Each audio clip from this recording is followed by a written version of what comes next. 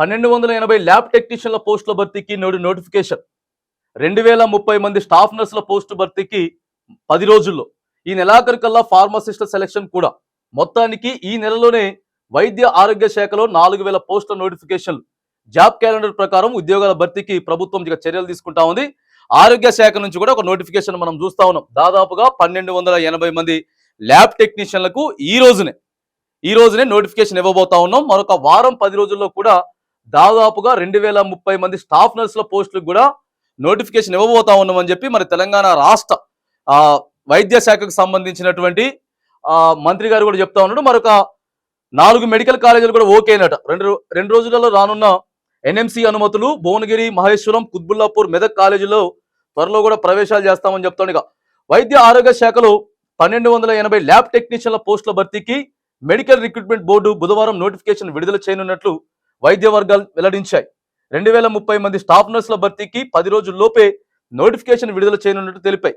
వీటితో పాటు మరికొన్ని ఫార్మసిస్టుల పోస్టుల భర్తీకి ఈ నెలాఖరు కల్లా మెడికల్ బోర్డు నోటిఫికేషన్ విడుదల చేయనుంది.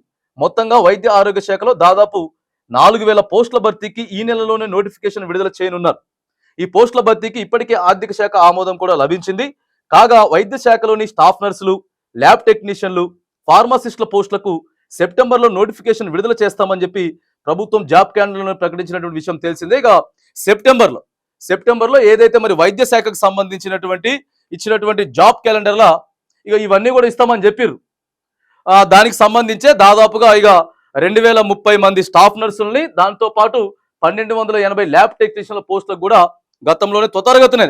కానీ మరి మనం నోటిఫికేషన్ ఇచ్చేసినాం. నోటిఫికేషన్ ఇచ్చిన తర్వాత ఎట్లా పడితే అట్లా మళ్ళీ ఎగ్జామ్లు పెట్టేయడం, మళ్ళీ పేపర్ లీక్ అయిందని చెప్పి పంచాయతీ.